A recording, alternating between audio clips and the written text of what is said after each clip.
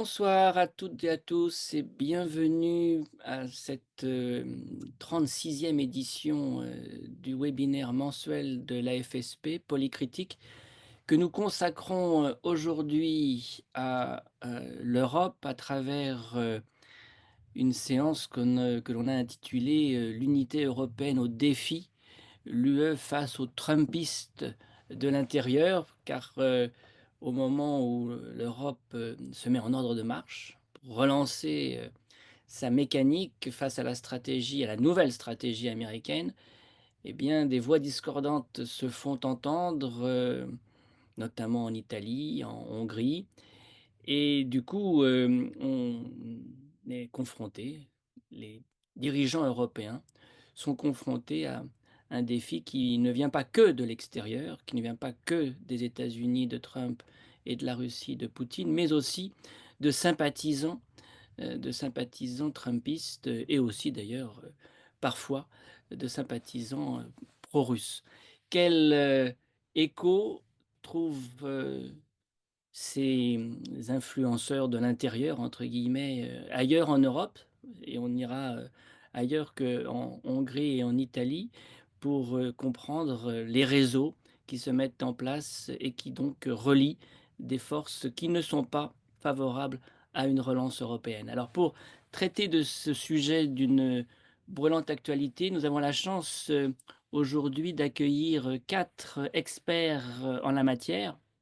Expertes et experts en la matière, que je vais présenter d'un mot dans l'ordre alphabétique. Delphine Deschaux-Dufart, d'abord, maîtresse de conférences en sciences politiques à l'Université de Grenoble-Alpes, associée au Centre d'études sur la sécurité internationale et les coopérations européennes. Marc Lazare, qui est professeur émérite à Sciences Po et titulaire de la chaire Relations franco-italienne pour l'Europe à l'université Luis Guido Carli de Rome, d'où il nous parlera. Jacques Rupnik, directeur de recherche aux séries Sciences Po, mon propre laboratoire comme vous le savez sans doute. Et sinon, je vous le dis pour que nos affinités soient révélées. Et Marc, d'ailleurs, a un long compagnonnage et aussi avec le série de Sciences Po. Et puis Perrine Scheer, doctorante à l'Université de Rouen et chercheuse associée à l'université George Washington de Washington, où nous avons aussi des collègues avec lesquels nous entretenons un long compagnonnage, comme Marlène Larvel. Alors, tous les quatre vont nous présenter une facette de la problématique que j'ai énoncée pour commencer. Et évidemment, la première de ces facettes, la première question qu'il nous faut aborder, c'est celle de cette relance européenne. Le mot est peut-être d'ailleurs un peu fort, mais quels sont les tenants et aboutissants? Quels sont les objectifs? Quelles sont les priorités? Quelle dynamique cherche-t-on à impulser en Europe au moment où l'Europe se trouve entre guillemets lâchée par les États-Unis, ou en tout cas se sent trahie par les États-Unis, et puis bien sûr menacée par la Russie. Et pour ouvrir le bal, Delphine, je vous passe la parole immédiatement. Merci beaucoup, donc j'espère qu'on m'entend bien. Oui. Merci beaucoup pour cette invitation à ce séminaire dont le thème est vraiment particulièrement bien choisi. J'ai beaucoup aimé le titre, en fait, avec l'idée d'opposer justement la question de comment l'Europe peut être unie et comment il y a des forces de l'intérieur qui viennent travailler contre cette unité. Et donc, moi, mon domaine de recherche, c'est la défense. Et en fait, sur la défense, on voit en fait ces deux dialectiques, même si ce qui saute peut-être le plus aux yeux, en particulier depuis le retour au pouvoir de Trump et de son administration, c'est plutôt l'idée d'essayer de refaire corps, mais ça n'exclut pas un certain nombre de forces divergentes qu'on aura l'occasion d'aborder. Alors peut-être pour resituer un petit peu les choses, en fait, ce qui est intéressant, c'est d'abord de voir qu'il y a un mouvement en fait en matière de défense européenne pour accroître justement la coopération des États en la matière, qui en fait, ressemble un peu à ce qui s'était déjà fait lors de la première mandature Trump, mais à une échelle bien plus importante parce que la différence fondamentale entre les 2, c'est qu'on a une guerre conventionnelle sur le continent européen, ce qui n'était pas le cas, en fait, entre 2016 et 2020. Mais en fait, déjà entre 2016 et 2020, donc première mandature Trump, le leitmotiv de Washington, c'était déjà, en fait, cette idée que les Européens, sont des profiteurs, ne dépensent pas assez pour leur défense et qu'il faut leur mettre la pression. Et il y avait un pays en particulier qui, à l'époque, avait été très stigmatisé, c'était l'Allemagne d'Angela Merkel. Entre-temps, la guerre en Ukraine est arrivée. Elle a déjà impulsé un certain nombre de changements, alors même qu'aux États-Unis, on avait plutôt, une administration démocrate sous Biden qui était bien orientée, vers les Européens et qui était orientée à la fois vers le soutien à l'Ukraine, vers le soutien, hem, aux efforts que les Européens faisaient pour aider l'Ukraine. Et surtout, ce que cette guerre en Ukraine a impulsé du côté de grands pays comme l'Allemagne, c'est un changement, d'époque, hein, la fameuse Zeitenwende, avec l'idée que oui, il faut réinvestir de l'énergie et de l'argent, sonnant et trébuchant pour la défense. Et là, du coup, ce que vient refaire finalement ce nouveau mandat Trump et toutes les déclarations qui ont pu être le cas de Trump depuis le 20 janvier, c'est de redonner un coup de comment dire? Un coup de push, aux Européens pour pouvoir se coaliser. Alors ce qui est intéressant, c'est que ça forme une sorte d'alignement des planètes en la matière qui se repère à 2 échelons. L'échelon collectif d'abord et c'est un petit peu là-dessus que je vais revenir avec, les différentes, initiatives et les outils que la Commission, en fait, met sur la table et puis à l'échelle aussi d'un certain nombre d'États qui, en fait, font évoluer leur perception, de la défense européenne. Si on regarde d'abord du côté collectif, ce qui est très intéressant, c'est que depuis, en fait, la fameuse scène, qui a choqué, en fait, un peu tout le monde, dans le bureau ovale, la scène, qui a opposé Trump et Zelensky, la Commission européenne a fait un certain nombre d'annonces, alors 2 choses qui étaient, en fait, déjà dans les tuyaux, mais disons que ça c'est venu accélérer, les annonces et notamment le fameux plan ReArm Europe, qui est en fait qui était déjà en discussion, alors pas forcément à la hauteur annoncée aujourd'hui qui est de 800 milliards d'euros, mais c'était déjà ce qui était visé par la Commission depuis la mise en place d'un certain nombre d'outils visant à financer davantage de coopération en matière d'industrie de défense, avec, les plans par exemple EDIS et EDIP, donc il y a beaucoup d'acronymes en fait dans le domaine, avec l'outil, le règlement EDIRPA par exemple, le règlement, ASAP pour produire plus de munitions. Donc tout ça finalement, on était déjà dans cette dynamique et c'est venu en rajouter une couche avec, d'abord, bah, l'idée de mettre en place ce fameux grand plan de 800 milliards d'euros qui s'appuie en fait sur plusieurs piliers. D'abord, l'assouplissement du sacro-saint tabou, du déficit budgétaire, c'est-à-dire l'idée, proposée par la Commission d'assouplir un petit peu, le droit entre guillemets aux États, par rapport aux 3 du déficit budgétaire quand il s'agit d'investir dans la défense. C'est-à-dire que les États ont le droit de laisser déraper un peu leur déficit public s'il s'agit d'investir dans la défense. Donc ça, c'est un premier pilier, une première règle qui bouge. Deuxième pilier intéressant, l'idée à travers ce plan de 800 milliards d'euros, c'est de créer un instrument de prêt pour les États à hauteur d'à peu près 150 milliards d'euros, qui en gros permettent aux États d'emprunter de l'argent plus facilement pour, encore une fois, investir dans les industries de défense et si possible, que ce soit une carotte pour que les États européens coopèrent davantage qu'ils ne le font actuellement pour produire de l'armement. L'autre élément intéressant, c'est que l'idée aussi, c'est d'élargir le mandat de la Banque européenne d'investissement pour pouvoir faciliter encore une fois, le financement public et privé dans les entreprises de défense. Tout en utilisant aussi, et ça c'est le quatrième pilier, certains éléments du budget européen, comme par exemple les fonds de cohésion qui pourraient, dans certains cas, être affectés à des investissements liés à la défense. Et donc l'idée de la Commission, c'est de décliner tout ça et elle vient encore renforcer cette idée avec le livre blanc publié, le 19 mars dernier, qui revient en fait très largement sur, ce volet-là. Mais ce qui saute aux yeux, c'est que toute cette dynamique collective, elle se, porte essentiellement sur des aspects, très matériels, très financiers de la défense. Pour l'instant, on n'aborde pas encore la question un peu plus large de qu'est-ce qu'on va en faire? Quel est le projet politique là derrière? Puisque on aura l'occasion d'y revenir, je pense, dans les questions, mais c'est là que le bât blesse. C'est-à-dire qu'entre Européens, on reste encore assez divisés sur ce que devrait être une puissance européenne et pour dire les choses de façon très transparente, en fait, il y a beaucoup de pays européens qui ne se posent même pas cette question de la puissance européenne, alors que je crois que c'est aussi, finalement la question que pose la nouvelle façon de l'administration Trump de faire des relations internationales. C'est-à-dire ce qu'on découvre avec cette scène un peu surréaliste dans le bureau ovale, c'est que le monde d'aujourd'hui, c'est plus un monde libéral en fait, c'est plus un monde basé exclusivement sur la coopération et le multilatéralisme. On l'avait quand même déjà découvert avec la guerre en Ukraine, mais ça se renforce. On découvre aussi à l'occasion des derniers votes aux Nations unies que les États-Unis peuvent s'aligner sur la position russe, ce qui n'avait pas du tout été anticipé. Donc je pense que c'est un véritable, c'est un changement de logiciel et là, pour le coup, pour moi, on est un petit peu au milieu du gué au niveau collectif européen. C'est-à-dire qu'on a pensé les aspects, pratiques et les aspects, matériels et financiers, mais on n'a pas encore pensé ces aspects-là un peu plus politiques. Le deuxième aspect intéressant, c'est l'aspect, un peu moins collectif, c'est-à-dire comment certaines lignes bougent dans les grands pays et notamment alors du côté allemand, ce qui est intéressant, c'est qu'encore une fois, ces déclarations, de l'administration Trump, ce qu'a dit, JD Vance aussi à Munich, ça fait bouger les lignes puisque le nouveau chancelier, donc qui a de très bonnes chances d'être le chancelier maintenant que le contrat de coalition est adopté, a dit qu'il faudrait en fait rendre, la défense européenne autonome coûte que coûte, ce qui est là aussi un changement assez radical de discours côté allemand. Et dans la foulée, il a réussi à faire adopter une réforme constitutionnelle sur le sacro-saint frein à l'endettement, qui était en fait l'argument allemand pour dire: «Quoi qu'il arrive, même si on met de l'argent sur la table et beaucoup d'argent sur la table pour, rééquiper la Bundeswehr, il n'est pas question de déroger aux règles du frein à l'endettement». Là, il y a un petit verrou qui vient de sauter. La question sera de savoir, en fait, dans quelle mesure ça va vraiment être, effectif puisque le gouvernement allemand qui est en train de se construire est quand même face à une assemblée qui est extrêmement fragmentée, donc ça peut laisser des marges de manœuvre un peu limitées. Mais donc de ce point de vue-là, les choses ont évolué en Allemagne, le discours a évolué, y compris le discours sur l'OTAN, qui pourtant, jusque-là était quand même un discours de, il faut renforcer absolument le pilier européen, il faut absolument donner des gages aux Américains. Du coup, on va investir sur, par exemple, un système de défense antiaérienne qui s'appuie sur du matériel américain et israélien, plutôt que sur un système européen qui existe, qui est développé par la France et l'Italie. Là, les choses sont en train de bouger.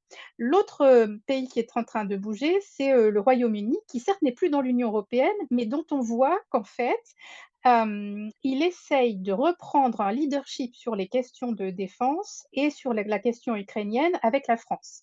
Et d'ailleurs, ça me frappe beaucoup, moi qui suis plutôt spécialiste du couple franco-allemand, de voir qu'on est de nouveau sur un leadership franco-britannique qui convient finalement plutôt bien, je pense, à la vision que se fait le président Macron de la défense européenne, dans la mesure où l'Allemagne a été considérée jusque-là, et plutôt à juste titre, comme un partenaire assez peu allant, très atlantiste, mais surtout un partenaire dont le format d'armée et dont la culture militaire, y compris la culture d'intervention, est quand même assez éloignée de la culture française. Là où au contraire, du côté britannique, on trouve un certain nombre de similitudes. D'abord, le fait que dans les 2 cas, on a un siège permanent au Conseil, de sécurité de l'ONU. Dans les 2 cas, on a une arme nucléaire. Dans les 2 cas, nous avons des armées d'emploi, donc il y a quand même beaucoup de choses qui rassemblent la France et la Grande-Bretagne, là où au contraire, les armées françaises et allemandes ont du mal à se ressembler. Et puis, du côté de la France, alors là encore, c'est quelque ch enfin ces déclarations de Trump et je m'en arrêterai là pour le 1er tour de table, c'est un peu on peut le voir un peu comme une aubaine politique finalement, puisque si on le lit de façon, heu, j'allais dire un peu pas cynique, mais si on le lit de façon un peu analytique, c'est une aubaine politique pour un président de la République qui se trouve en difficulté sur la scène de la politique intérieure et qui, du coup, va réinvestir dans des propositions qui existent historiquement, typiquement le partage de la dissuasion nucléaire française. En fait, ça remonte très loin, ça remonte même aux années 60 à De Gaulle et puis plus proche de nous, ça remonte, au mandat, Mitterrand, ça remonte à Chirac. En gros, chaque président de la Ve République a fait cette offre une fois au moins à ses partenaires. Donc c'est pas du tout nouveau.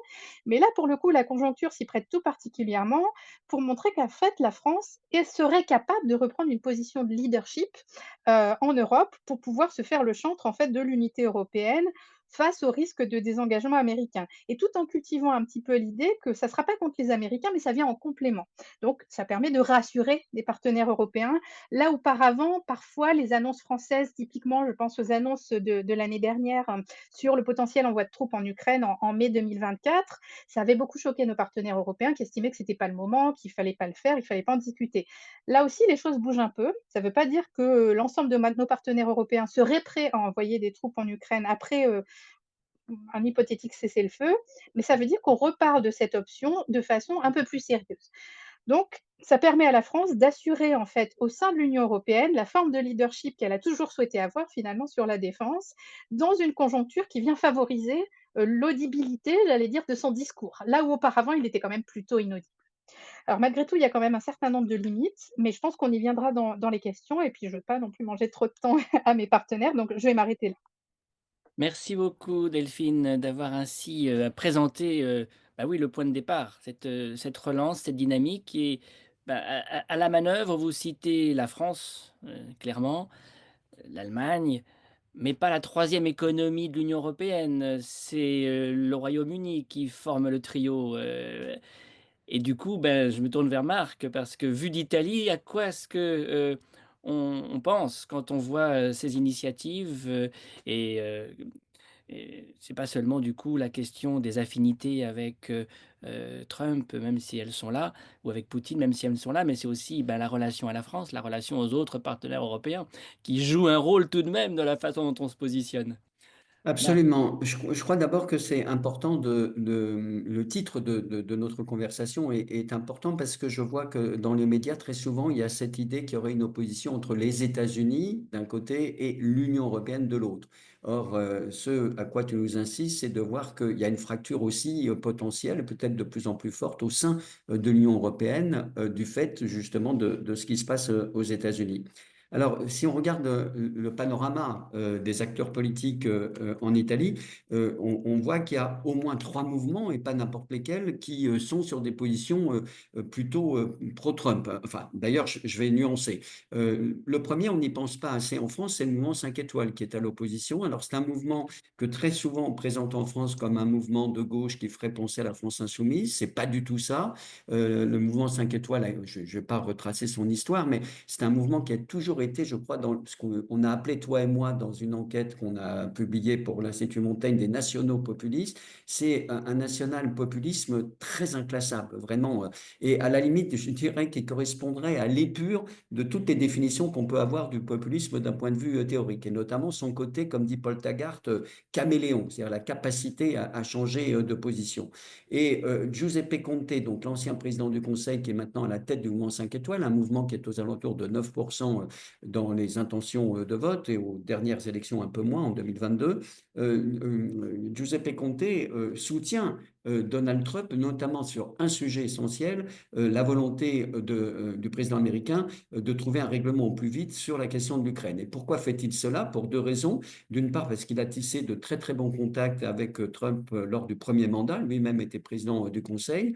Et deuxième raison, parce que se développe en Italie, et je vais insister là-dessus, un formidable mouvement, enfin un important mouvement pacifiste. Et le mouvement 5 étoiles est un des protagonistes. Il vient d'organiser une manifestation à Rome en particulier très importante, avec d'ailleurs un soutien de toute une partie de la presse, d'intellectuels, et qui à la fois attire des gens de droite, de gauche. Et c'est l'héritage, selon moi, de deux cultures politiques importantes dans ce pays, la culture catholique, qui est loin d'avoir disparu, même si elle est moins prégnante qu'auparavant, et ce qui reste, plus exactement, l'héritage de la culture de l'ancien Parti communiste italien. Donc, premier mouvement, le mouvement 5 étoiles. Le deuxième, alors qui est totalement aligné sur Trump, totalement, c'est la Ligue de Matteo Salvini. 8% de voix et qui est donc dans la coalition gouvernementale, ce qui pose un problème à Giorgia Meloni, et je vais le dire dans un instant. Matteo Salvini, qui est à la fois pro-Poutine, hein, résolument pro-Poutine, même s'il a atténué un tout petit peu sa prise de position depuis le début de la guerre, est totalement aligné sur Trump, sur quasiment tout, la guerre en Ukraine, bien sûr, les valeurs, notamment le fameux discours, je crois, absolument capital de celui qui s'affirme, me semble-t-il, comme l'idéologue de l'administration Trump, c'est-à-dire le vice-président Vance, et en particulier le discours de Munich. Lors du congrès de la Ligue qui s'est déroulé la semaine dernière, Musk est intervenu par vidéo pour montrer son soutien à la Ligue, et Matteo Salvini fait tout pour apparaître comme l'interlocuteur privilégié. Même sur les droits de douane, lorsqu'il y a eu les droits de douane avant le fait avant que Trump fasse marche arrière, il a quand même eu cette déclaration disant que c'était une formidable opportunité pour les entreprises italiennes, ce qui était quand même assez difficile à démontrer, puisque l'Italie, comme tu l'as rappelé, est la deuxième puissance industrielle de l'Union européenne, et les États-Unis le deuxième marché d'exportation. Matteo Salvini est donc sur cette position et donc redouble de critiques contre l'Union européenne. Alors ça renvoie à ce que disait Delphine, c'est effectivement, il est tout à fait, on a là une force politique qui fait partie du groupe des Patriotes, qui n'est pas du tout sur la même sensibilité que Marine Le Pen, parce que il est là résolument aujourd'hui anti-Union européenne, ne cessant d'attaquer l'Union européenne et refusant justement toute mesure pour donner de l'argent éventuellement pour dépenser pour l'armement. Alors Giorgia Meloni, 26% aux dernières élections, très beau succès aux européennes. Je regardais les enquêtes de popularité, encore 43% d'opinion favorable actuellement en Italie. Elle est dans un dilemme terrible qu'elle va essayer peut-être de dissiper demain, après-demain, puisqu'elle va à Washington pour être reçue par Donald Trump. Quel est ce dilemme? D'un côté, elle a une proximité politique et idéologique presque absolue avec Trump, Vance et Musk. Encore une fois, au lendemain du discours de Munich, elle a dit qu'elle partageait une grande partie de ce qu'avait dit Vance, donc sur le plan des valeurs. Et donc, elle essaye justement de renforcer ses relations avec Washington. À cela, il ne faut pas prendre en compte simplement la position idéologico-politique de Meloni, mais le mettre en relation, là encore, avec une constante de la politique étrangère italienne, c'est-à-dire d'être pro-atlantiste et de maintenir les relations avec Washington. Et ce n'est pas pour rien que Giorgia Meloni, d'ailleurs, avait un très très bon rapport avec Joe Biden. D'un autre côté, elle est évidemment très embarrassée sur les droits de douane. Alors pour le moment, il y a 90 jours de répit. Et puis sur l'Ukraine, pour lequel elle s'est beaucoup investie, allant contre son opinion publique, contre la Ligue et même Forza Italia, le troisième partenaire, qui était d'accord pour les sanctions, mais pas trop pour les armes. Et elle a été résolument aux côtés de Zelensky, qu'elle a embrassé systématiquement dans toutes les rencontres qu'elle avait avec lui. Et donc, elle est un pays en difficulté. Et l'autre difficulté, c'est qu'elle veut rester dans l'Union européenne pour plusieurs raisons. La première, c'est que l'Italie a besoin, dans le Next Generation EU, évidemment, d'avoir les sommes considérables. Vous savez que c'est le premier pays bénéficiaire des fonds européens à l'issue du Covid, donc elle ne peut pas rompre avec ça. Deuxièmement, elle ne peut pas rompre avec l'Union européenne parce qu'elle a gagné dans le nord de l'Italie aux dernières élections, c'est-à-dire qu'elle a conquis une partie de ces fameuses petites entreprises italiennes dont le premier marché d'exportation, encore une fois, est l'Union européenne, donc c'est pas possible. Et puis, pour une troisième raison, c'est qu'elle veut, et c'est là, on voit bien le lien avec ce qui a été dit tout à l'heure, c'est qu'elle veut apparaître comme une acteur, une actrice, une protagoniste fondamentale au sein de l'Union européenne pour apparaître comme l'interlocutrice principale de Washington et donc d'être le go-between véritablement entre Washington et l'Union européenne et pour cela éclipser un certain président de la République, en l'occurrence Macron, parce qu'il y a un antagonisme à la fois politique, personnel très très fort. Et donc elle agit en ce sens-là et c'est un élément tout à fait important de son action. On va voir le résultat le 17 avril. Je répondrai peut-être aux questions, je vais laisser ça de côté, parce qu'on se demande qu'est-ce qu'elle va faire. Je viens d'avoir des informations assez bien placées là tout à l'heure. Manifestement, elle a préparé dans les moindres détails, évidemment, sa visite pour ne pas revenir bredouille, avec le soutien d'ailleurs d'Ursula von der Leyen, qui hier a dit que Giorgia Meloni n'y allait pas pour l'Italie, mais pour l'Union européenne. Donc c'est un premier pas qu'elle a obtenu. Elle espère obtenir quelques petites concessions. On pourra en parler notamment sur les questions de défense. J'ajoute deux choses. Je termine là-dessus, Christophe, moi aussi, pour laisser la parole à nos autres intervenants. Deux choses. Un, en Italie, la défense. D'abord, oui, en Italie, sur les questions de défense, il y a ce profond mouvement pacifiste. Et justement, c'est tellement fort que le mot Rearm European Union n'est pas employé. On n'emploie surtout pas ce mot, tellement le mot-clé ici, c'est pace, c'est la paix. Et dernière observation du point de vue de l'opinion publique, parce que je pense que c'est important d'intégrer cet élément-là. Je regardais notamment la très bonne enquête qui a été publiée par le Grand Continent au niveau de tous les pays européens. Et on voit que c'est quand même en Italie où l'hostilité à Trump est moins importante, par exemple, qu'un pays comme la France, et qu'il y a justement une sorte, et notamment dans l'électorat de la droite au pouvoir, et notamment du côté de la Ligue, et même de Fratelli d'Italia, le parti de Giorgia Meloni, il y a une hostilité, alors un enthousiasme pro-Trump dans l'électorat léguiste et, disons, une moindre hostilité du côté de l'électorat de Fratelli d'Italia. Voilà, je m'arrête là pour permettre à chacun et à chacune d'intervenir et on reviendra dans les questions sur notamment les questions de défense ou d'autres sujets.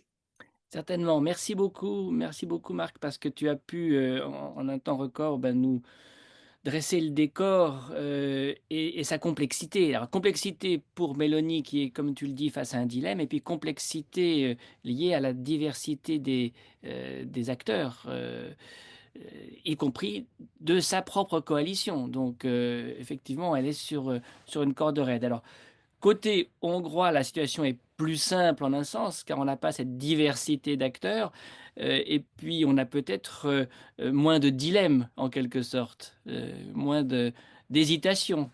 Jacques, faut que tu allumes ton micro. Bonjour à tous. Euh, oui, il y a moins de dilemmes pour Viktor Orban parce que la relance européenne, ce n'est pas véritablement sa priorité. Par contre, être l'interlocuteur privilégié de Trump, ça oui. Et donc là, il y a une compétition avec Meloni, puisque lui, il réclame en quelque sorte la primauté, l'antériorité aussi de sa relation privilégiée. Donc, pour un peu situer ce qu'essaye de faire la Hongrie d'Orban, je dirais pendant une bonne décennie, la situation, la relation avec l'Union européenne très tendue à cause du régime interne, l'illibéralisme.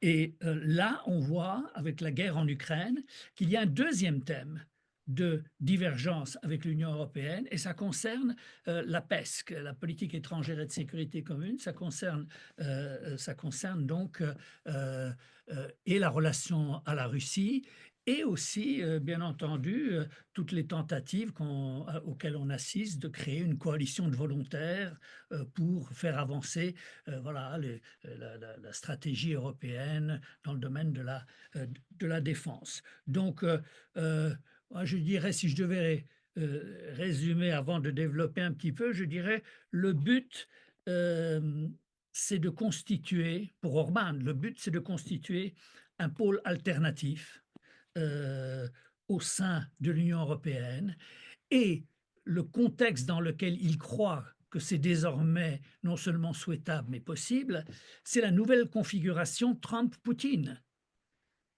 Vous, Européens, vous vous agitez autour de questions, mais la vie est ailleurs.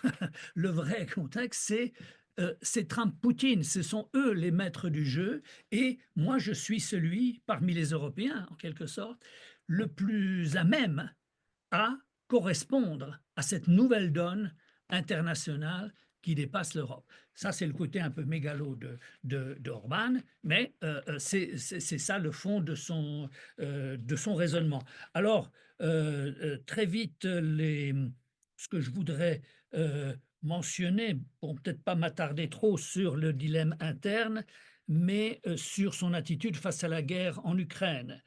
Il y a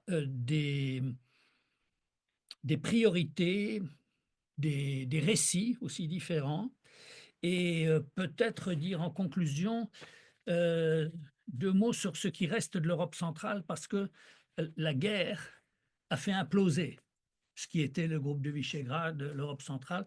Donc là, maintenant, c'est Est-Ouest. Est-ce que vous êtes plutôt à l'Ouest, ou est-ce que vous êtes indulgent vis-à-vis de Poutine et de sa guerre?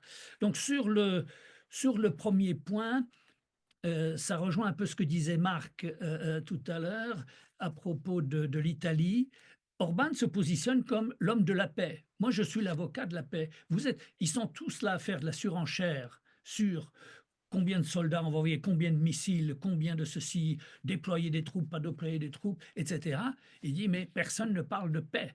Et moi, donc, en quelque sorte, il a même qualifié Joseph Borrell, qui était jusqu'à peu de temps en quelque sorte, entre guillemets, le ministre des Affaires étrangères de l'Union européenne. Donc, le ministre des Affaires étrangères hongrois, Szijjártó, a dit, il l'a qualifié « the most pro-war politician in Europe ». Voilà. Et donc, ce sont les fauteurs de guerre, en quelque sorte. Et lui, en prenant la présidence de l'Union européenne au 1er janvier de l'année dernière, c'est lui qui a lancé l'idée que over there, MAGA, over here, MEGA. Donc, il s'approprie en quelque sorte la référence trumpiste, et c'est lui qui le promet. Maintenant, j'ai vu que d'autres l'avaient utilisé aussi, mais on peut lui accorder la primauté de cet emprunt au Trumpisme et sa mission de paix. J'écarte tout de suite. Vous avez suivi les différentes déclarations ou les démarches. Je ne vais pas les récapituler, mais peut-être lever un malentendu qu'il y a quand je lis certains commentaires de presse ou parfois certains collègues dire ah oui, la Hongrie qui est pro-russe, etc. Ce n'est pas de la russophilie. Ce n'est pas de la russophilie. Personne en Hongrie ne considère que la Russie est un modèle d'avenir ou un grand frère qui nous protège ou que sais-je encore. Toutes ces fadaises qui autrefois jouaient pour le panslavisme, la Hongrie n'est pas un pays slave, et tout ça, ça ne compte pas. Ce qui compte par contre, c'est le souvenir de 2 interventions russes, celle pour écraser la révolution de 1848, et tous les ans, c'est très commémoré, et les discours d'Orbán à cette occasion sont importants, et 1956. Et la conclusion pour Orbán, c'est l'Ukraine ne peut pas gagner cette guerre.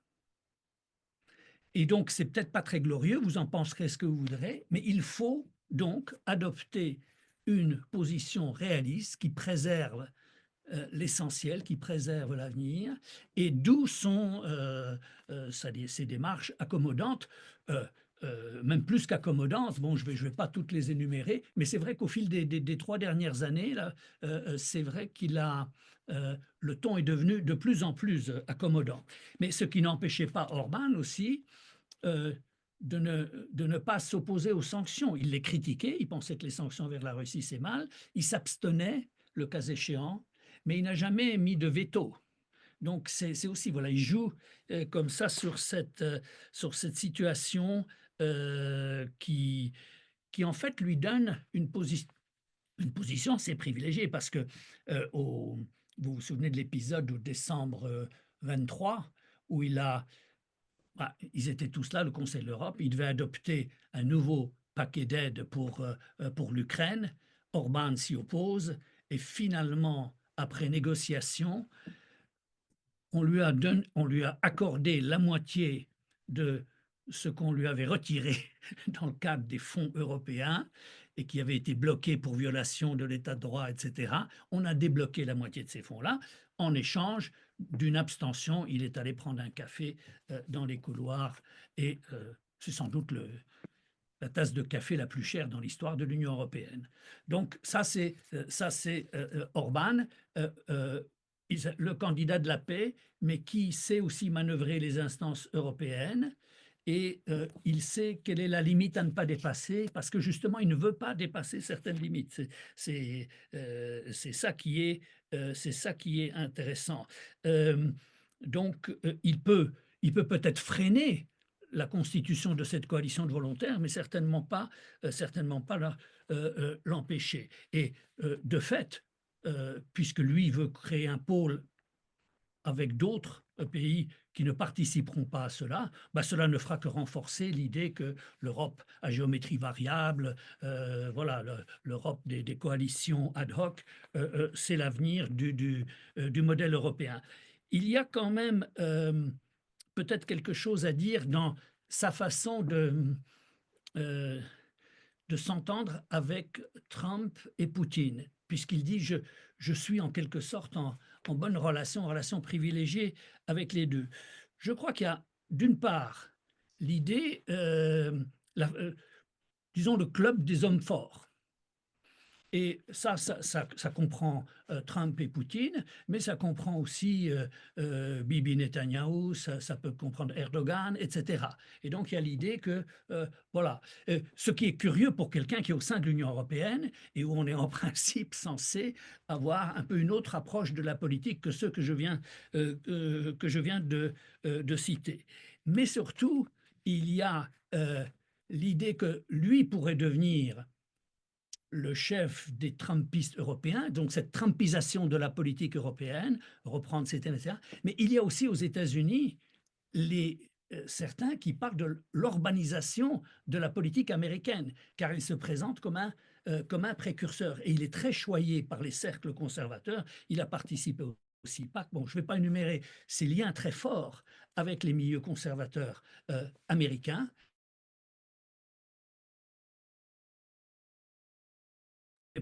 Ce statut-là, aucun autre leader européen pour l'instant. Est-ce que mon temps commence à être... Bon, je vais passer tout de suite peut-être aux conclusions. Je vais pas, juste pour terminer sur Orban et l'Amérique, Bannon, qui était l'idéologue un peu écarté désormais, avait dit, mais il y a déjà un certain nombre, quelques années, que Orban, c'était Trump before Trump. C'est lui qui, en quelque sorte, avait incarné ce modèle avant que Trump lui-même le devienne. Alors, très vite, juste 2 mots de conclusion. Orban ne cherche pas, à travers ses positions divergentes sur la guerre et la politique étrangère ou la plausibilité d'une relance européenne, ce qu'il cherche maintenant, c'est agir sur une recomposition politique en Europe. Et même, comme il l'a dit lui-même, il faut s'emparer de Bruxelles. Occupy Bruxelles. Comme il y a eu Occupy Wall Street il y a quelques années, lui, il veut Occupy Bruxelles. Voilà. Donc, il veut. C'est son groupe des patriotes qu'il a créé, c'est précisément avec cette ambition-là. Alors, ça signifie 3 choses. Une chose, c'est la fin du groupe de Visegrad et de l'alliance privilégiée que la Hongrie avait avec la Pologne. Et on pourrait même dire, voilà les 2 figures, Orban et Tusk, qui représentent les 2 faces opposées de la politique centre-européenne par rapport à la guerre en Ukraine et par rapport à Trump. Donc, voilà. Il y a Poutine et Trump. Orban prétend faire la jonction entre les deux. Et Tusk dit ni l'un ni l'autre. Voilà. Donc on a cette nouvelle donne pour l'Europe centrale. Là, je n'insiste pas sur la recomposition qu'il souhaite avec le groupe des patriotes européens.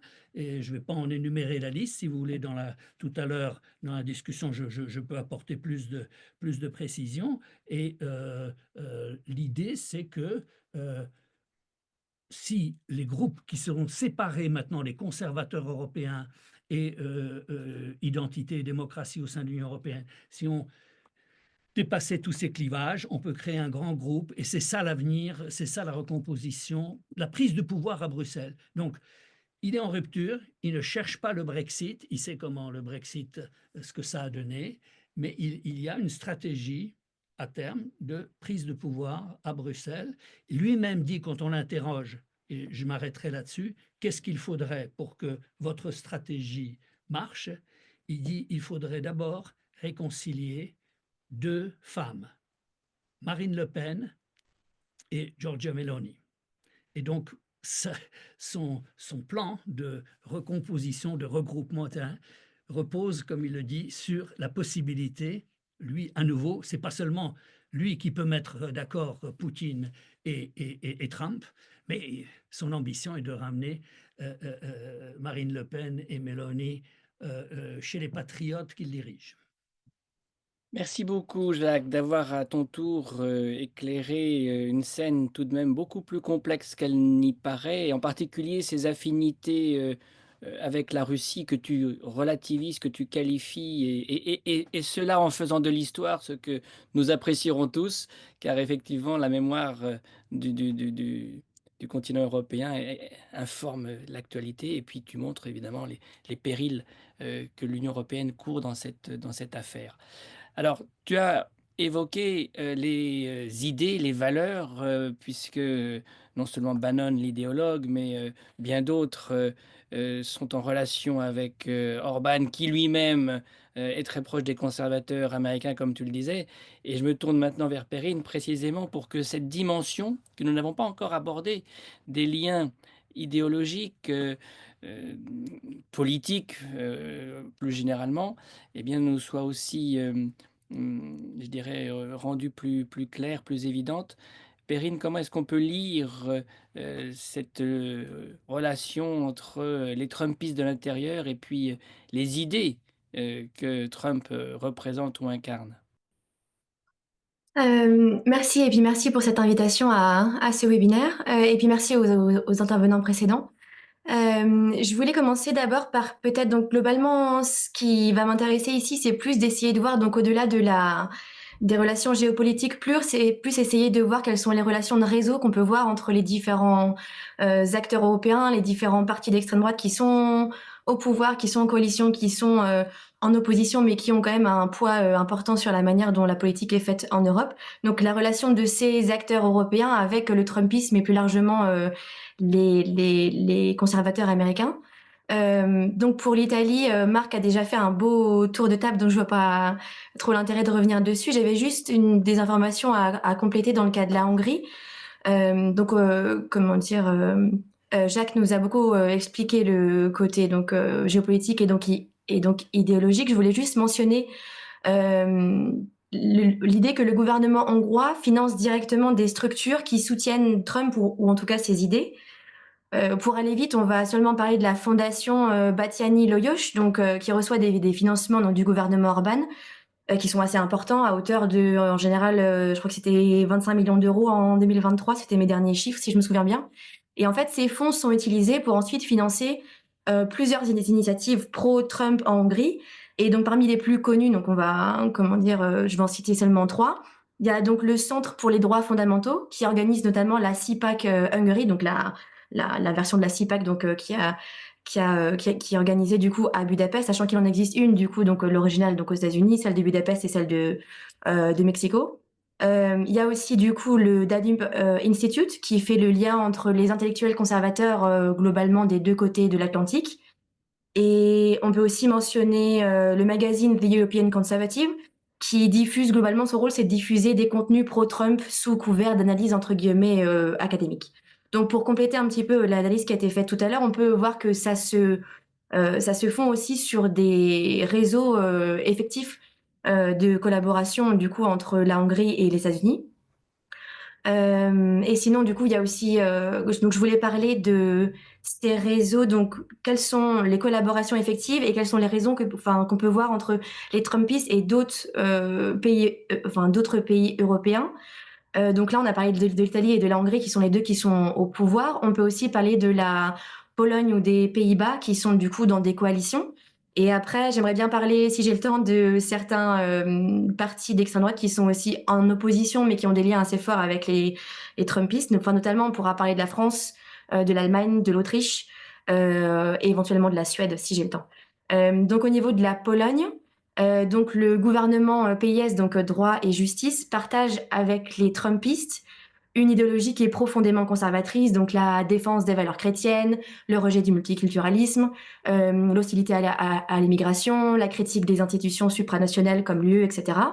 Et au niveau des relations, des réseaux plus concrets, on a un think tank qui s'appelle Ordo Iuris, qui est proche du PIS, qui collabore très régulièrement avec des organisations conservatrices américaines, comme la Heritage Foundation, par exemple, qui a été très importante dans la préparation de l'arrivée de Trump au pouvoir, encore une fois, donc en 2024. Après, c'est intéressant de noter que depuis les dernières élections législatives et du coup ce gouvernement de coalition un peu plus modéré avec Donald Tusk, les liens directs avec les cercles trumpistes se sont, je ne vais pas dire affaiblis, mais sont en tout cas un peu moins visibles. Mais les anciens dirigeants du PIS, du coup, continuent à être très actifs quand même dans ces réseaux. Donc voilà pour la Pologne. Si on passe du coup au niveau des Pays-Bas, donc aussi dans une coalition, le Parti de la Liberté de Geert Wilders, du coup, partage avec Trump une rhétorique anti-islam, anti-migrants, anti-élite, là aussi. Malgré le fait que Wilders est un peu plus laïque dans son positionnement, plutôt que celui de Trump, il a quand même salué, si on se rappelle, donc l'élection de Trump comme une victoire pour les patriotes du monde entier. Donc ça montre quand même qu'il y a certains atomes crochus, on va dire, malgré du coup cette différence au niveau donc de la place de la religion dans l'État. Et encore une fois, au niveau des réseaux concrets, Wilders a noué c'était à l'époque de l'ancienne mandature de Trump, des liens assez personnels avec des figures comme Steve Bannon, qui avait essayé donc à l'époque de la première mandature, donc en 2016 et suivante, avait essayé d'organiser les droites, les extrêmes droites européennes dans son movement, son fameux donc mouvement qui a pas duré très très longtemps. Et donc on peut penser que maintenant avec la nouvelle mandature Trump, que ces liens on pourrait de nouveau se redévelopper donc avec les Pays-Bas.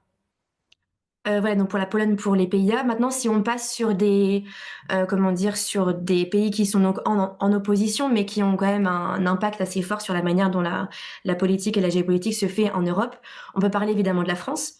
Donc pour la France, Marine Le Pen et Bardella ont jusqu'à présent adopté une approche qui est plutôt prudente vis-à-vis de Trump, mais il y a des connexions qui sont plutôt indirectes, plutôt mieux cachées, on va dire, qui existent, notamment, comme l'a révélé il n'y a pas très longtemps l'Humanité, à travers le milliardaire catholique conservateur Pierre-Édouard Stérin.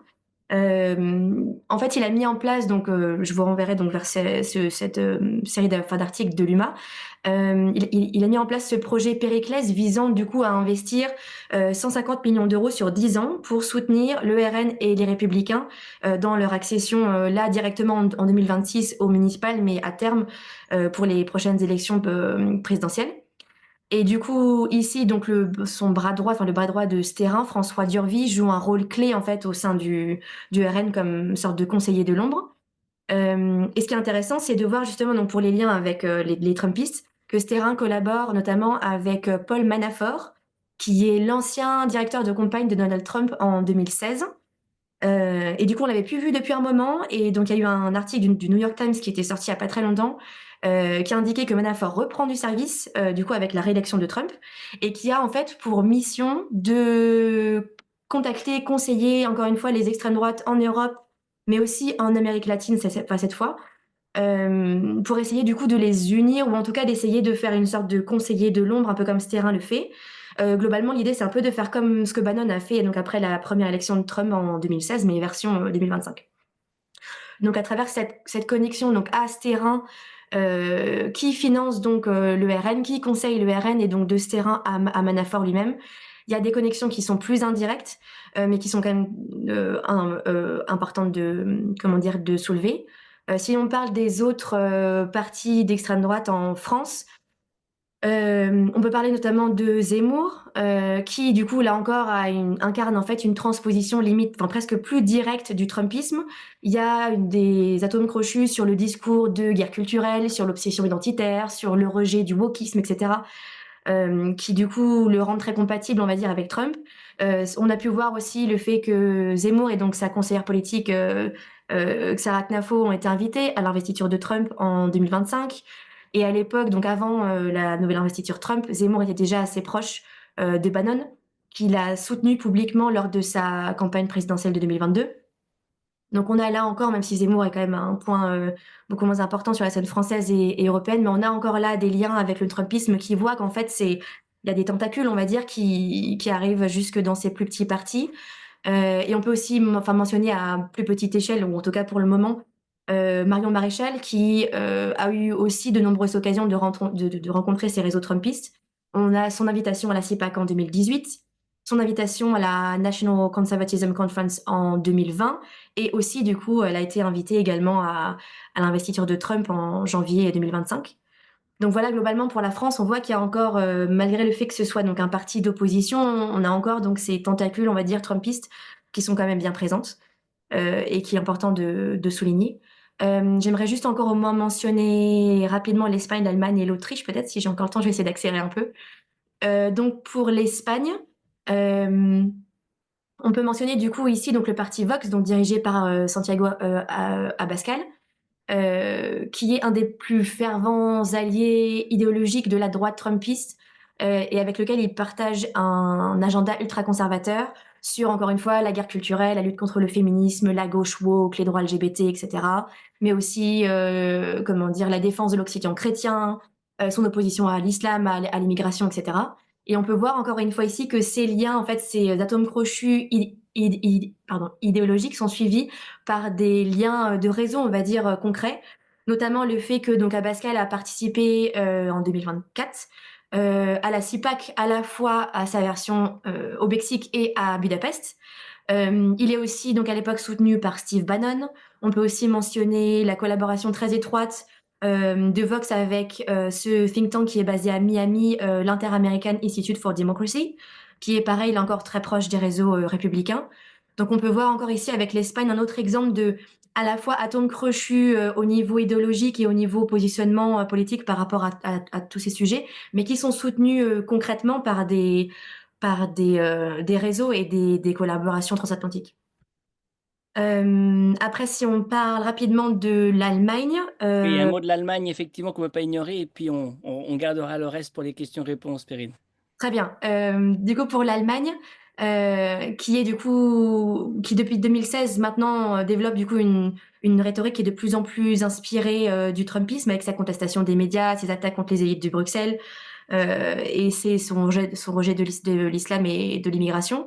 On a pu voir très récemment le député européen Maximilian Krah, donc qui était tête de liste de l'AfD en 2024, qui a été vu à Mar-a-Lago, donc la résidence de Trump, lors d'événements de levée de fonds, ou alors, et donc je finirai là-dessus, la proximité de certains membres du Congrès proches de Trump, notamment Elise Stefanik, avec l'AfD, donc qui voit dans l'AfD une alliée potentielle contre ce qu'elle a appelé l'agenda globaliste. Et donc je finirai là. Merci.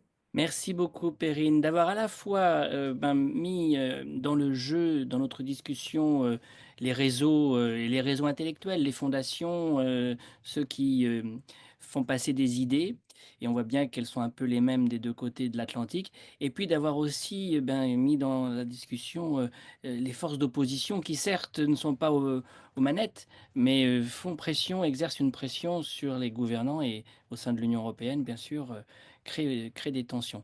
Alors, on va inviter ceux qui nous écoutent à envoyer leurs questions dans la boîte destinée à cet effet. Mais pendant que ce processus opère, moi j'aimerais bien revenir dans un deuxième tour d'écran sur certains des points que vous avez soulevés les unes et les autres. Et il y a une question, Delphine, qui me venait en écoutant d'ailleurs Jacques, euh, quand il explique, et on va revenir dessus, que la façon dont Orban cherche à créer une coalition des volontaires, c'est le mot qu'on utilise aussi de l'autre côté, la coalition des volontaires. Et finalement, euh, qui va être intéressé à suivre d'abord le président français, mais pas que. Et il y a une question qui se pose quand même, c'est jusqu'où l'Allemagne veut bien aller. Si on cherche à former un groupe moteur dans cette relance de l'Europe par la défense, qui peut-on véritablement compter comme, je dirais, volontaire, pour reprendre l'expression? Alors effectivement, je trouve que c'est une très bonne question, puis ça fait quand même un écho, cette idée de coalition de volontaires. Moi, je ne peux jamais m'empêcher de penser à la guerre en Irak, aussi à la Coalition of the Willing qui avait opposé la vieille Europe à la nouvelle Europe. Et là, dans cette nouvelle coalition de volontaires, en fait, ce qui est très intéressant, c'est que d'abord, on voit se former un cercle entre Union européenne et États tiers, en l'occurrence le tandem franco-britannique, qui est vraiment à la manœuvre sur l'aspect, on va dire, opérationnel, mais aussi sur les discussions avec Zelensky et sur l'aide militaire à l'Ukraine. Point sur lequel, pour le coup, la Grande-Bretagne est beaucoup plus avancée que la France, qui n'est pas parmi les pays qui sont les plus actifs, n'en déplaise à notre ministre de la Défense, qui a tendance à dire le contraire. Mais les chiffres de l'Institut de Kiel sont quand même pas loin de la vérité, donc on n'est pas dans le peloton de tête. Alors après, qui sont les pays qui sont prêts en fait à participer à cette relance? Alors l'Allemagne en fait partie, avec, je regardais justement il n'y a pas très longtemps le sondage Eurobazooka, et ce qui est très intéressant, c'est qu'il y a une opinion publique en Allemagne qui de toute façon est traditionnellement favorable à l'idée d'armée européenne, par exemple, plus encore qu'en France. Mais là, c'est plus vrai encore depuis début 2025. Et alors, chose assez étonnante aussi, là où d'habitude l'opinion publique allemande est très opposée à toute idée de dissuasion nucléaire indépendante et même à toute idée de nucléaire en général, en fait, ce qui est étonnant, c'est que là, l'opinion publique allemande est favorable à la proposition faite par la France à 70%, et je dirais même au-delà de l'opinion publique française elle-même, qui est beaucoup plus circonspecte en fait sur cette idée. Alors notamment parce qu'en France, on a quand même un certain nombre de partis politiques, et notamment le Rassemblement national, qui ont beaucoup joué sur mais on ne partage pas le bouton. C'est pas du tout en fait le cadre de la proposition, mais ça a été récupéré par certains partis, dont le Rassemblement national et dans une certaine mesure LFI pour dire, niet en fait, il en est hors de question. Donc l'Allemagne pourrait faire partie quand même de ce groupement de volontaires, avec quand même la question aussi de savoir jusqu'où est-ce qu'on peut faire bouger les lignes de la culture militaire allemande. Et là, pour le coup, c'est encore assez imprécis parce que là encore, si l'opinion publique allemande semble très en soutien de la volonté du nouveau gouvernement de dépenser plus en matière de défense, qu'est-ce que ce sera s'il est question de vraiment déployer des troupes? Là, à mon avis, ce sera beaucoup plus compliqué, surtout quand on regarde en fait la composition actuelle du Bundestag qui est quand même, dans une configuration, très fragmentée. Donc qui est pas forcément favorable, à un soutien politique de tout ce genre d'initiative par le gouvernement. L'autre pays auquel je pense, c'est la Pologne, en fait, qui pour le coup a voulu, depuis plusieurs années, notamment depuis 2022, se positionner comme un des leaders en matière de défense, en étant d'ailleurs le pays d'Europe qui dépense le plus, de part de PIB pour la défense, puisqu'on est à 4 en Pologne, donc bien au-delà, en fait, de la part américaine du PIB dédié à la défense, qui est autour de 3,6. Donc là aussi, la Pologne est en fait très allante là-dessus, d'autant plus que la Pologne a actuellement la présidence tournante de l'Union européenne, qu'en matière de défense, elle vient de faire, produire un rapport alors qui est un peu controversé parce que c'est un rapport qui à la fois dit, «Oui, c'est bien ce que propose la commission, il faut faire plus» et en même temps, dans ce fameux rapport Bruegel, on voit quand même un certain tropisme plutôt pro-américain. C'est-à-dire qu'on va débloquer beaucoup d'argent et ça va permettre d'acheter quel matériel? Le matériel disponible, en l'occurrence, c'est le matériel américain.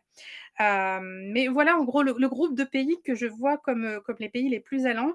J'aimerais quand même citer le cas de l'Italie, dans le cadre de la coopération, qui existe entre la France et l'Italie en matière d'industrie de défense, qui est une coopération qui est quand même relativement importante et qui a l'avantage par rapport en fait à la coopération militaire, franco-allemande par exemple, d'être peut-être un petit peu moins imprégnée par cette idée qu'il faut être des bons alliés. Puisque je crois que le plus difficile au fond, c'est de changer ce tropisme qui existe encore chez beaucoup de pays européens, qui consiste à dire d'un côté, oui, il faut rendre l'Europe indépendante, mais je crois qu'on ne veut pas tous le faire pour les mêmes raisons. C'est-à-dire que la France est toujours sur sa lignée un peu gaulliste de, en fait, il faut de l'indépendance entre les blocs, entre guillemets, là où les autres pays sont plutôt sur l'idée qu'il faut rassurer l'allié américain pour faire tout pour l'accrocher, en fait, et éviter un désengagement.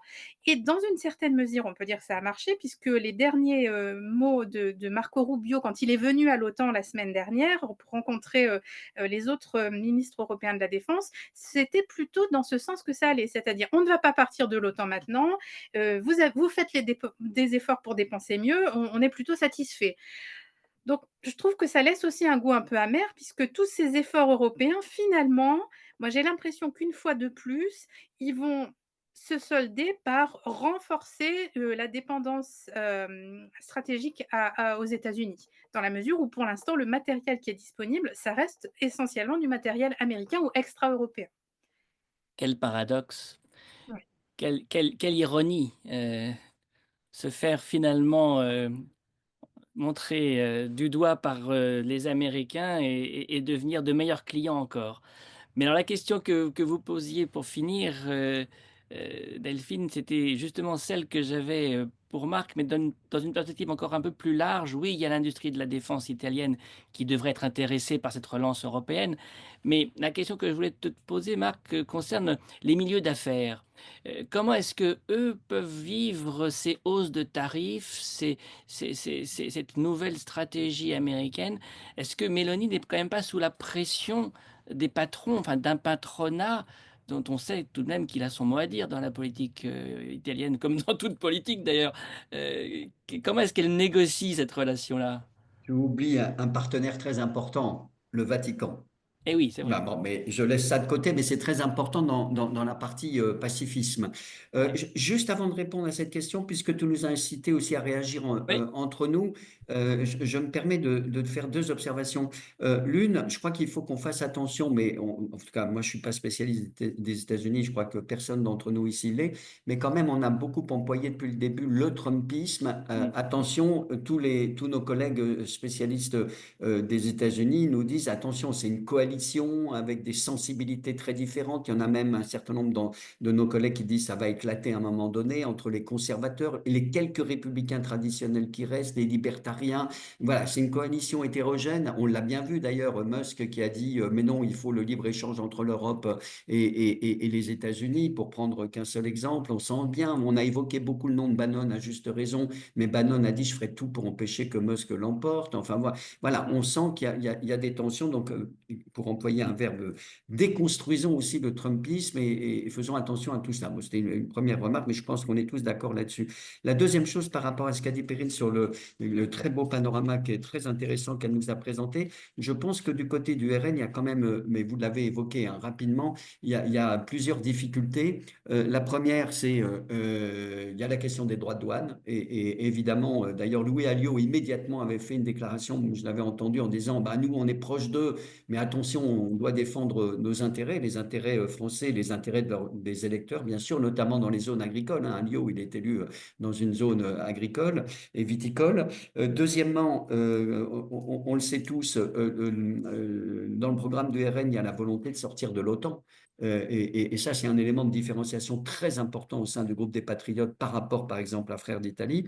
Et puis, troisième chose, il y a ce fameux anti-américanisme français qui, dans toutes les enquêtes d'opinion, est fondamental et transversal. Et là, c'est le vieil héritage gaulliste, hein, me semble-t-il. Là encore, tu disais l'histoire, nous sommes beaucoup ici à penser que l'histoire est inséparable de la science politique. Et donc, effectivement, ça joue considérablement. Alors, je voudrais revenir sur les questions de défense. La position, encore une fois, très compliquée du gouvernement, puisque c'est un gouvernement de coalition, avec en plus ce rapprochement qui est en train de s'opérer de nouveau entre la Ligue et le mouvement 5 étoiles, qui ont été ensemble au pouvoir de 2018 à 2019, et les deux actuellement enfourchent donc le combat pacifiste. Pour le moment, la position officielle, mais Delphine, vous me corrigez si je dis une bêtise, que ce n'est pas mon domaine de spécialité, c'est de dire, bon, d'accord, mais sous l'égide de l'OTAN. Ça, c'est fondamental, sous l'égide de l'OTAN. Et par conséquent, attendons. Alors, avec cette idée que Macron est excité du bocal, si j'ose dire, qu'il veut toujours se précipiter, qu'il est beaucoup trop impétueux, ce qui est une manière de rejouer la rivalité donc, entre l'Italie et la France, et par ailleurs entre deux personnalités, deux chefs, un chef de gouvernement et un chef d'État, Mélanie, Macron, c'est de dire, nous, wait and see, hein, on va attendre, on va regarder, et ça renvoie aussi à deux traditions de nos diplomaties. La diplomatie française qui pense, on analyse, on tire des conséquences de l'analyse, on agit, et la diplomatie italienne qui est on analyse et on cherche les médiations. Bon, et donc, il faut faire attention, et pour le moment, l'idée, c'est on attend, si ça doit se faire dans le cadre de l'OTAN, pas question d'envoyer des troupes, alors là, c'est très clair et très net, même de la part de Giorgia Meloni et surtout de son ministre de la Défense, M. Crosetto, et l'autre idée, c'est il faut qu'on fasse un effort pour le réarmement. Donc, les fameux 2% qu'on affichait depuis longtemps en Italie, on va l'atteindre. Et d'après ce qu'on sait, c'est un des éléments de la négociation jeudi avec Trump. C'est-à-dire, écoutez, mon cher président, on va aller vers les 2% et donc nous, on fait un geste. Vous pouvez faire aussi des gestes par rapport à l'Union européenne et accessoirement, ou même de manière très privilégiée, par rapport à l'Italie. Donc ça, c'est un élément tout à fait important. Je confirme ce qu'a dit Delphine, pour avoir participé à 2 réunions stratégico-militaires. Alors, je ne sais pas pourquoi j'avais été invité là, j'étais peut-être un des seuls habillés en civil par rapport à tous les militaires qui étaient là. Alors, il y a eu je ne savais pas, hein, une excellente entente entre l'armée française et l'armée italienne, et notamment dans la marine.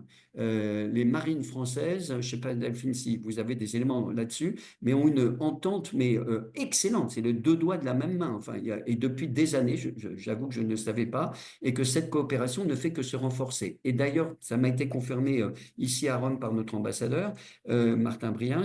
La coopération en matière de défense entre les deux ministères de la Défense est excellente, quelles que soient les divergences politiques qui peuvent exister entre les deux gouvernements de sensibilités quand même différentes. Alors, les milieux d'affaires, oui, ils ont agi sur 2 choses d'abord. Ils ont agi par rapport à Mélanie et quand elle était arrivée au pouvoir en 2022, son idée de blocus naval par rapport à l'immigration. Elle a dû y renoncer et je vous rappelle qu'elle a accepté pour la période de 2023-2025, donc jusqu'à cette année, plus de 452 000 immigrés qui sont, alors évidemment, elle est hyper discrète là-dessus, mais elle a dû céder à la pression patronale, notamment de la Confindustria, l'organisation patronale très forte ici en Italie, parce que les entreprises réclament à corps et à cri des travailleurs pour leurs usines. Et par conséquent, elle a dû céder sur 452 000. Et tu as raison, Christophe, l'autre cheval de bataille, ça a été effectivement sur les droits de douane, immédiatement une protestation terrible de la Confindustria, des organisations de défense. Elles sont très fortes en Italie, hein, ces associations de groupes d'intérêt, comme on dit, pour dire à Giorgia Meloni, il faut à tout prix éviter ça, il faut qu'on ait une réponse. Ça, c'était très intéressant. Il y a un journal de la Confindustria, un quotidien qui s'appelle Il Sole 24 Ore. Tous les jours, il y avait c'est l'Europe qui doit répondre, c'est l'Europe qui doit répondre, c'est l'Europe qui doit répondre. Et donc, ça, effectivement, c'est une pression pour Giorgia Meloni, non seulement parce que ça pèse économiquement, mais c'est son électorat. Sachant que, comme disait l'écrivain Malaparte, les Italiens n'aiment qu'un seul pouvoir, qu'un seul parti, celui qui est au pouvoir. Donc aujourd'hui, c'est Frères d'Italie. Donc l'opposition n'a aucune chance de gagner les prochaines élections, étant donné l'état de division où elle est. Donc il faut négocier, mais on négocie en position de force. Donc tu as tout à fait raison. Les milieux d'affaires ont exercé une très forte pression, et c'est pour ça, je dois dire qu'elle a un argument audible, parce que deux ministres français ont dit Giorgia Meloni, c'est scandaleux, elle va à Washington pour défendre l'Italie. Et elle a répondu, mais c'est étonnant, quand Macron est allé à Washington, personne n'a dit qu'il allait défendre les intérêts de la France. Et moi, j'y vais pour défendre les intérêts de l'Europe. C'est assez habile comme réponse, sachant qu'elle Oui. a elle a un objectif derrière, hein. Je le disais, je termine ce que j'ai oublié de le dire tout à l'heure. Excuse-moi, Christophe, je termine juste là-dessus. Ce qu'elle dit dans la négociation qu'elle espère avoir avec Trump, et c'est de dire, voilà, je suis l'intermédiaire, mais en Europe, du coup, il faut aussi qu'on fasse des gestes. Et il y a deux choses fondamentales. De nouveau, le pacte immigration, il faut le durcir encore plus sur mes positions, et elle était à l'origine de l'écriture du pacte. Et deuxièmement, on arrête avec le Green Deal. On arrête. Et notamment pour les entreprises de l'automobile. Donc, pas question d'accepter que tout passe à l'électrique pour 2035. Et donc, il faut qu'on fasse ce geste absolu. Donc voilà, c'est quelques points que je voulais dire. Non, on va suivre avec beaucoup d'intérêt cette mission, entre guillemets, que Oui, mène. juste, excuse-moi, le lendemain, Vance arrive. Et Vance veut rencontrer le pape. Et il veut être reçu. Il y a une bataille. Là, ils sont en train de se battre entre Salvini et Meloni pour être sur la photo. Qui est-ce qui va être? Et là, on va avoir, après la négociation matter of fact, c'est très, très matériel avec Trump, d'après moi, elle va revenir en disant, j'ai obtenu quelque chose, voyez, grâce à moi, et voyez, les Européens, ça passe par moi. Ça renvoie à ce que disait Jacques, la rivalité avec Orban. Et l'autre chose, c'est le lendemain avec Vance. Oui, alors on reprend les thématiques sur les questions de la famille traditionnelle, de la religion. Ça a été rappelé par Perrine, tout à fait juste, sur la question de l'immigration, l'anti-genre, l'anti-wokisme. On va avoir droit à un grand numéro là, de Vance et de Mélanie sur ces thématiques. Ça, j'en suis absolument convaincu, qui lui permet de renforcer son électorat le plus dur, qui adhère à ses positions les plus conservatrices, qui est une partie minoritaire de son électorat, mais qui compte pour elle. Mmh. Alors tu évoques justement la rivalité Mélanie-Orban. Jacques, c'est la même question finalement que on a envie de te poser. Il cherche à former une coalition à lui pour prendre le pouvoir en Europe de l'intérieur, mais avec qui? Quels sont finalement les partenaires sur lesquels il peut compter pour cet assaut final, si j'ose dire, pour prendre le pouvoir de l'intérieur? Il y a tellement de tensions avec tellement de personnalités, de formations politiques qui ont l'air de la même mouvance, mais qui ont l'air seulement dans bien des cas. Oui, il fait le pari de rassembler ceux qui sont sur des positions analogues sur les questions d'immigration, de sécurité, euh, d'état de droit, etc., mais répartis dans différents groupes au Parlement européen. Euh, euh, Ceux qui sont chez les démocrates, et je crois, Identité et démocratie, et les autres chez les conservateurs. Et donc voilà, ça serait ça l'idée. Est-ce que les patriotes auront la capacité d'entraînement? C'est pas évident. Ce qu'il est en train de réussir pas trop mal, c'est une sorte de coalition à l'Est. Bon, j'ai dit Visegrad a implosé.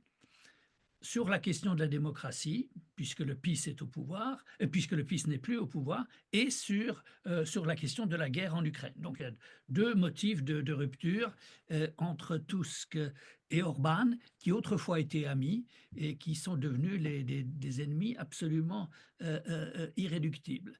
Alors, mais par contre, Orban cultive, d'abord, il a satellisé Fico, le Slovaque, le Premier ministre slovaque.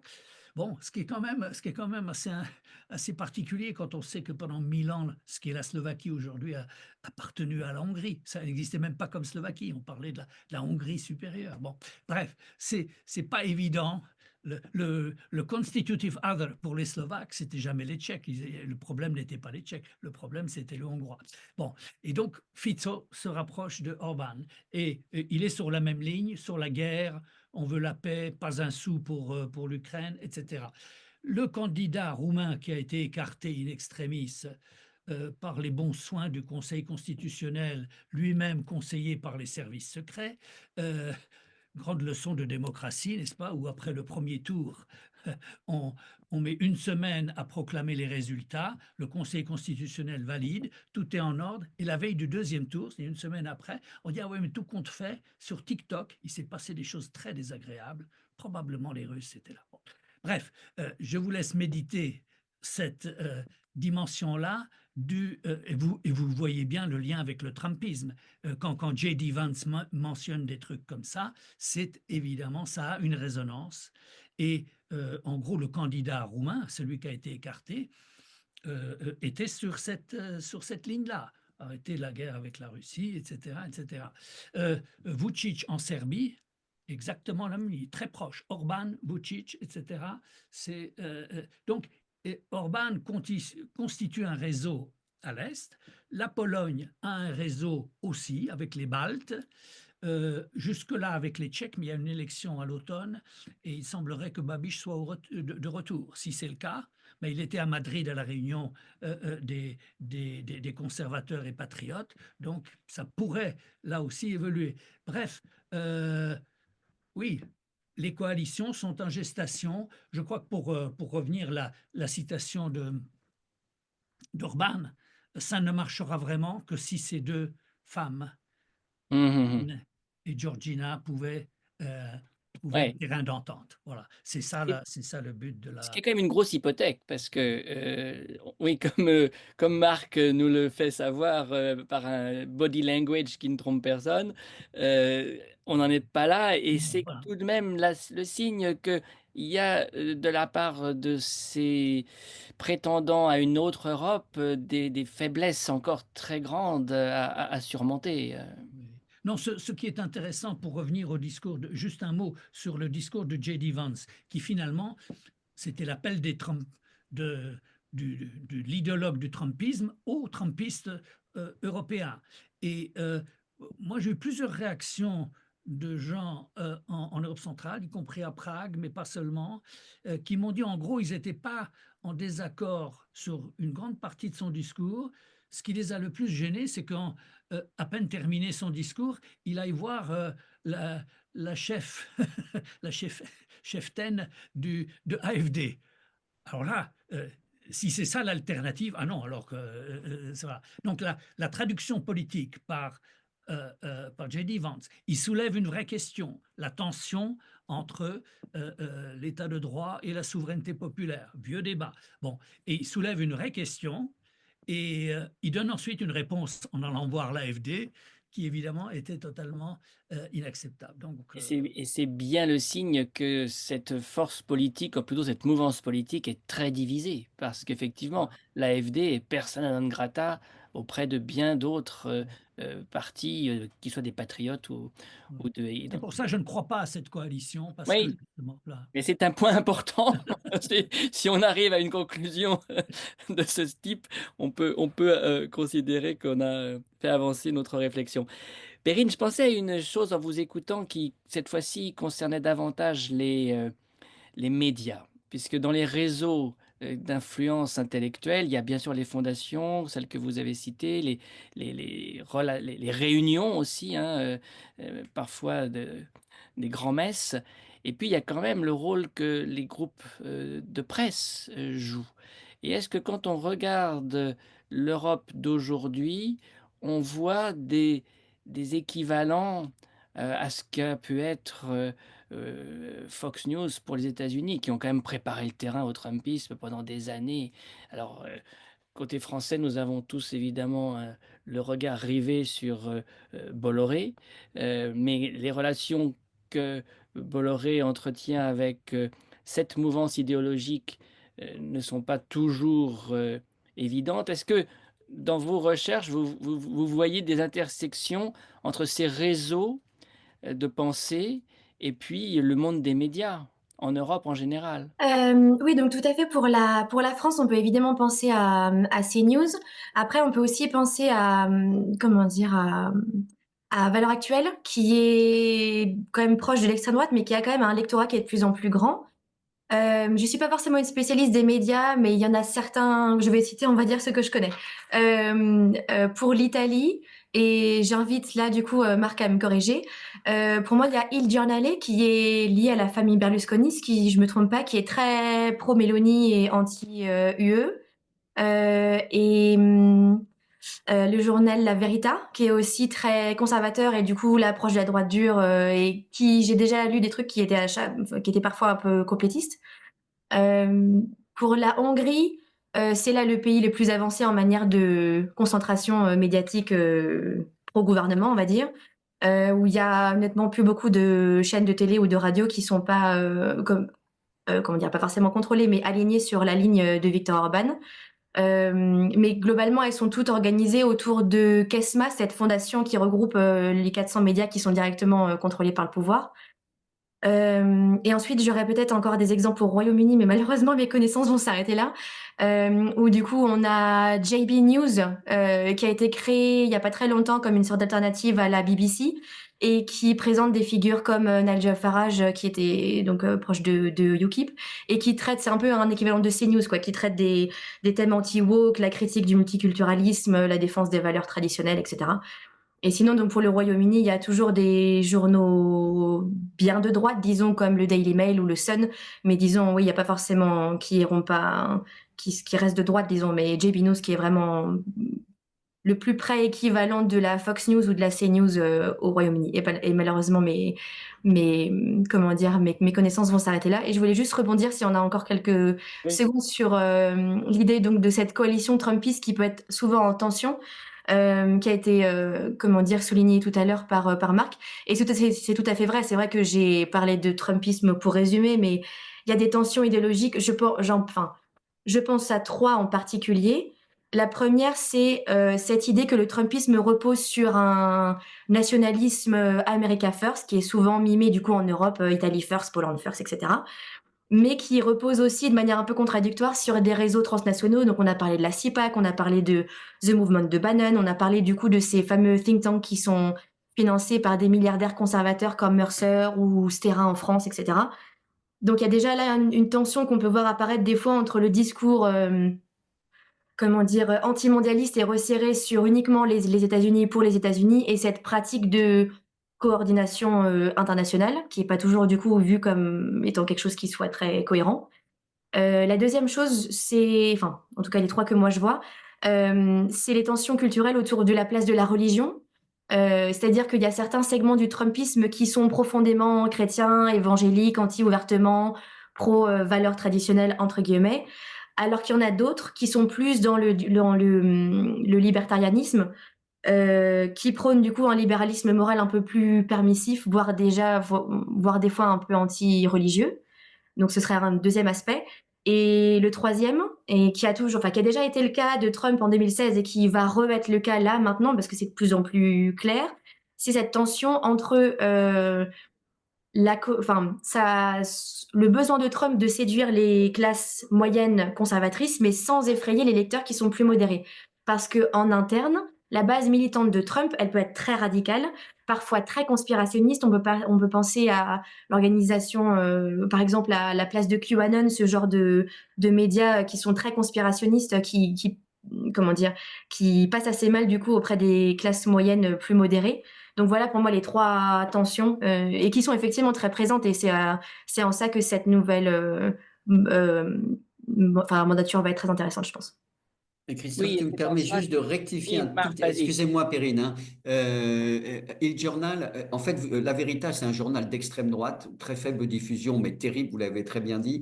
L'autre journal, c'est Libéraux, qui est sur des positions aussi très, très conservatrices, très pro-Mélanie, très anti-françaises. Il n'y a pas un article par jour qui n'attaque pas la France en général.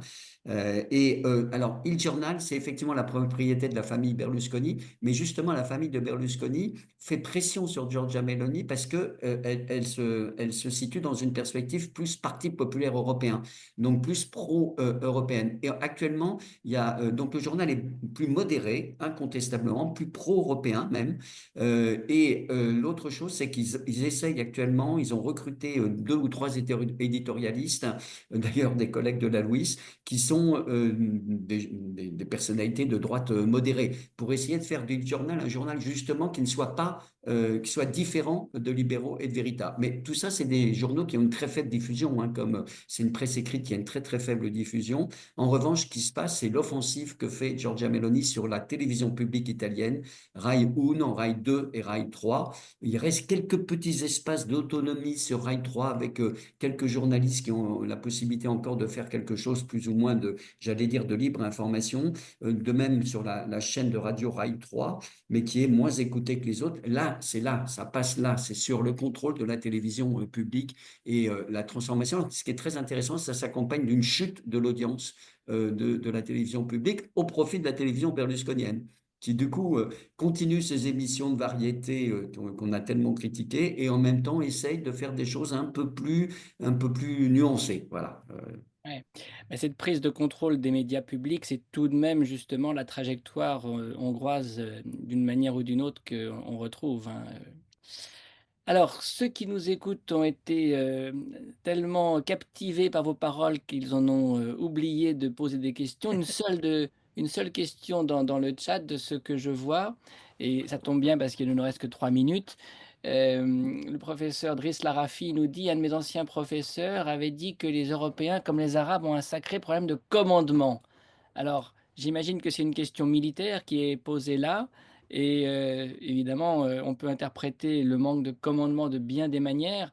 Je ne sais pas comment vous l'interpréterez. La question est dirigée vers Jacques, mais je pense que Delphine est qualifiée pour y répondre aussi. C'est la question d'une armée européenne peut-être qui se trouve derrière. Et ça, c'est une question que l'un ou l'autre, vous pouvez euh, élucider, j'espère, mais en peu de temps.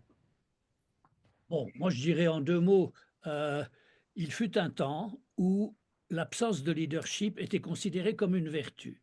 Ouais. Il y a le livre de Jack Hayward, Leaderless Europe, et il disait, ben voilà, c'est formidable, on a eu suffisamment de leaders forts, de pays qui voilà, ça mène au conflit. Non, Leaderless Europe, voilà le grand mérite, là où on cherche en permanence des consensus, etc. Donc, ça a été la vertu de l'Europe. Aujourd'hui, évidemment, beaucoup se posent la question, dans un monde dominé par Trump, Poutine, Xi et quelques autres hommes forts, qu'est-ce que l'Europe peut proposer? Et elle ne peut pas proposer un leader. C'est ça le problème de l'Europe, parce que on ne peut pas autoproclamer, aucun peut se auto. Et moi, je verrais, mais c'est mon biais, c'est un axe qui peut avoir une capacité d'entraînement. Et cet axe, c'est Weimar, Paris, Berlin, Varsovie. Vous avez là, et géographiquement, un véritable axe stratégique où il y a maintenant convergence sur les questions de sécurité et de défense, surtout par rapport à ce qui se passe à l'Est.